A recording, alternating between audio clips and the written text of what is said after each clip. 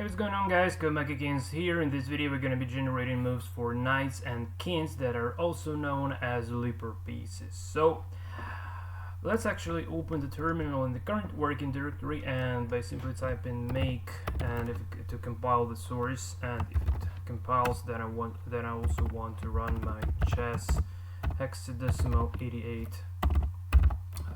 executable. Okay, and here's what we got from the previous part. Okay, so I'm just wondering, yeah, that's because, so yeah, we see like the position is slightly a bit changed, so I just need to drop back to the initial tricky position here, copy and just refresh this slightly a bit.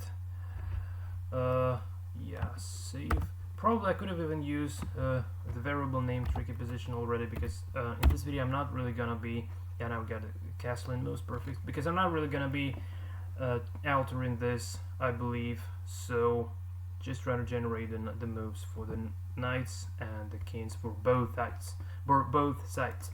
Okay, so now it's time to find the proper indentation to add the logic for generating our pieces, and this is the exact indentation. So you see, like we did, sorry, no, it's right over in here. So we didn't need to distinguish by the side for the pawn moves and the castling moves, but for all the other pieces we would have been doing, just in order to optimize the code size, we would have been doing this using the ternary operators one time for both colors.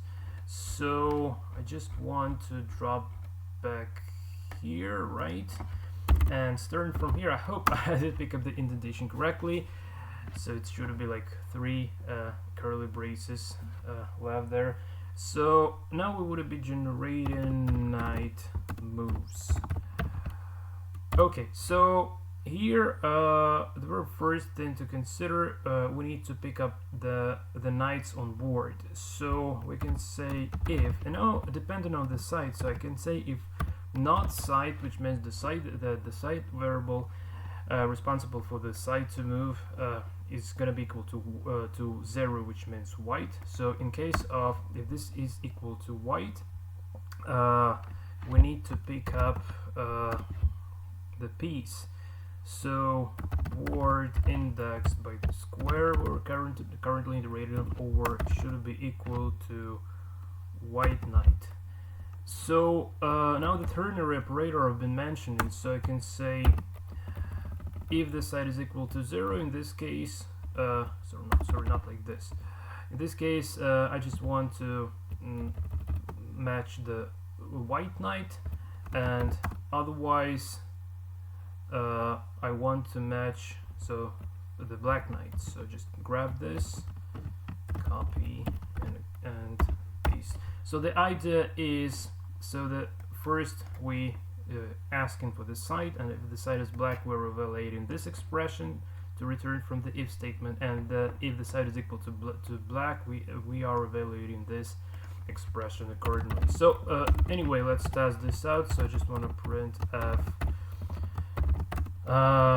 and probably the squares where the knights are located. So yeah, just like this should be enough. So square to coordinates mapping array, sorry, and the square, I guess that should be right. So now in theory it should print as the squares.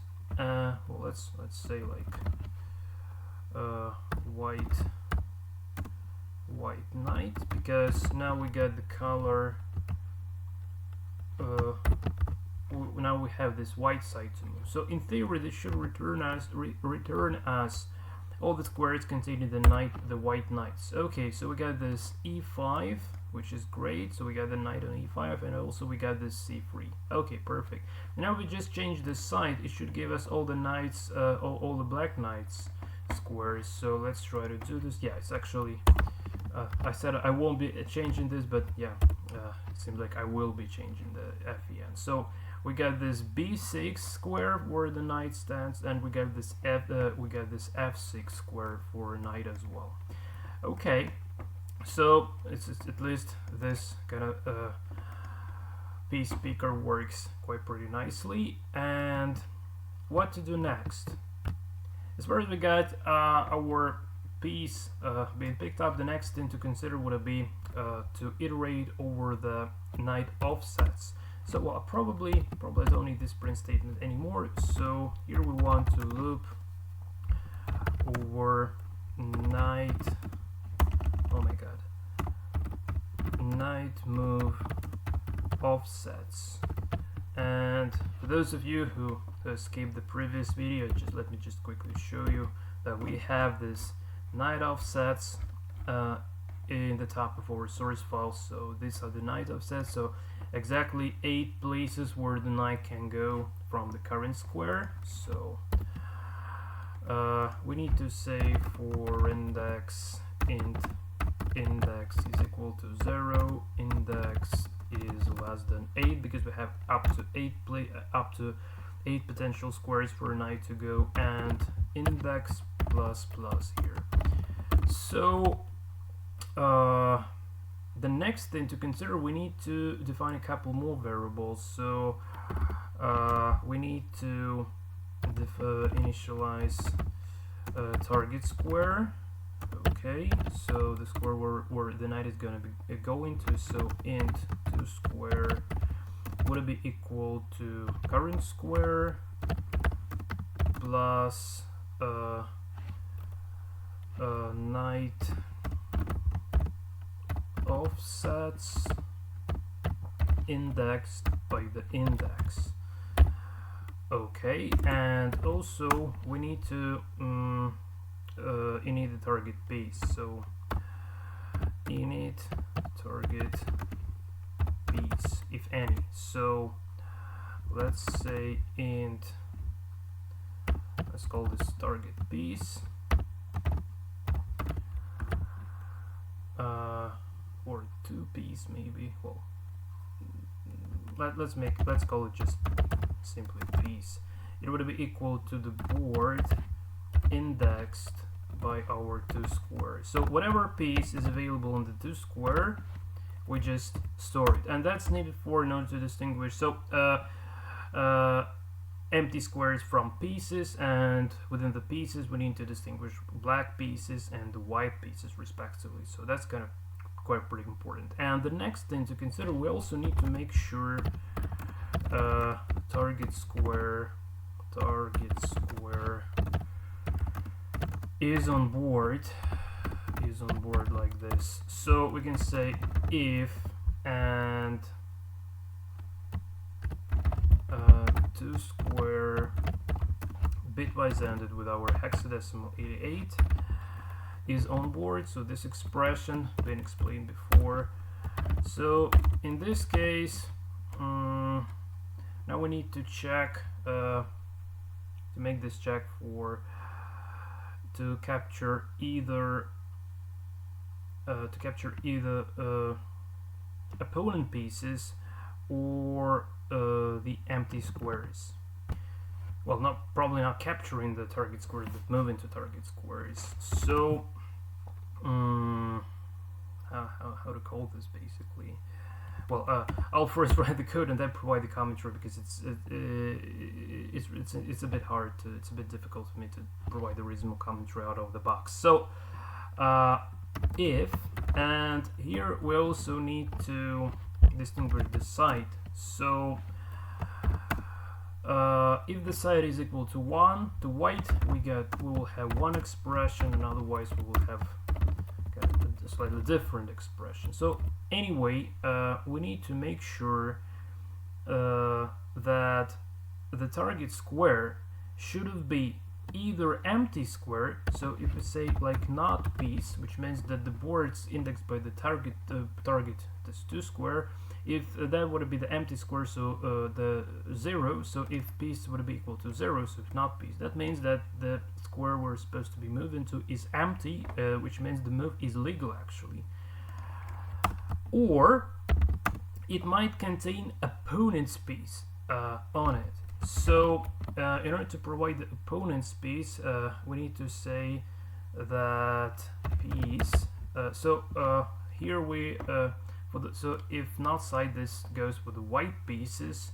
So for the white pieces can capture black pieces and not own pieces. So we say if piece more or greater equals than 7 and piece less equals than 12. Now just to give you an idea where this 7 and 12 comes from. So I've been already describing this before, but let me do this just one more time. So we got this encoded for our pieces, so let's calculate. So 0, 1, 2, 3, 4, 5, 6, 7. So starting from 7, 7, 8, 9, 10, 11, 12, and ending up with a 12. So with a range from 7 to 12, we match exactly the black piece encoding. So that's the reason. And for whites, this would be from 1 to 6 respectively. So just bear that in mind one more time.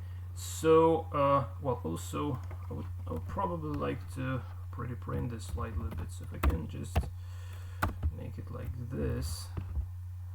I'm wondering whether the C compiler is gonna allow me doing this or not.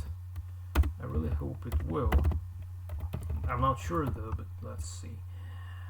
And for the black pieces, we will have the same, but more than equals 1 and less equals than 6 respectively. Okay, so now I hold my breath and try not to compile and run this again. Okay, it works. Fantastic. Okay. And the very last thing to distinguish here, we need to distinguish captures from non-captures. So say if capture, and we say if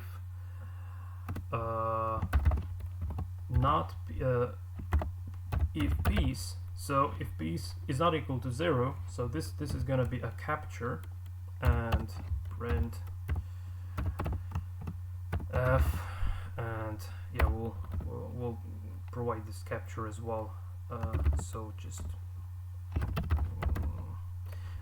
don't really want to print anything for now, and else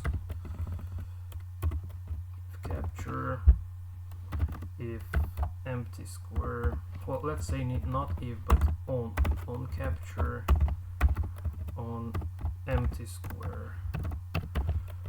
Okay, and we have another printf here. So the distinguishing between the captures and non-captures would have been needed for the quiescensors that we would have been implementing later on when we will come to implementing the actual search function. And the reason for doing that is because without the quiescensors, the evaluation function would be suffering from the horizon effect. So that there is a little bit of a theory to know in order to understand like what I just said. So this would be covered in the later videos. Okay, for now on, I guess. Well, let's just print our moves basically. So where is my print statement from here? So copy, paste. So here we want to have the target square, the initial from square, and here we'll have our to square. Okay, and copy and paste here. So the only difference, so here I just want to provide this capture, which later on would be turned into a capture move flag, which would be binary encoded within the move integer where it's supposed to be storing our moves, but that gonna happen a little bit later within this series. So, and this is non-capture. Okay, so now I hold my breath and really try to see kind of what's gonna happen here. Okay, so let's search for the white knight. So E5 starting from, oh, it seems like it's generating for black pieces now. Well, let's drop to the white pieces back and start from the white pieces. So we got the knight on E5. So E5 to D7 captures black piece. Sorry, to D7 here, which is right. To F7 captures black piece, which is right. e5, e5 to c6, e5 to c6 to the empty square, which is right. Okay, e5 to g6 captures the black piece, which is right. Okay, and then we go e5 to g6, and that's it, right? So yeah, it's not capturing e5 to f3 because the white piece is right over there, which is good. This is really good. I can't see the move e5 to d3, which should have been there. Yeah, e5 to d3 is also available. Okay, e5 to d3, and also e5 to c4. Okay, e5 to c4 is available. e5 to g4. Well, the order is slightly bit awkward, but doesn't matter really. So e5 to g4 is available. Okay. Yeah. So this is the pawn d5, d6, d5, e6. So yeah, d5. So e5 to d3. Okay, to g4, to c4 here. Okay, captures on d7, on f7. Okay, e5 to c6. Okay, e5 to g6 capture. Perfect. Yeah, so it seems like it either goes to the empty squares or captures the black pieces, but it's not kind of touching its own white pieces, which is quite pretty nice. So now literally the same should be working for the black pieces, so let's try to check that out as well. Okay, and what do we have? So we have a knight on b6, so b6, c4, a4, b6 to c4, a4. It's legal. Okay, so empty squares. It captures on d5. Captures the white pawn, which is good. b6, c8. It can go to c8, but it can't go to d7 because of a black pawn there.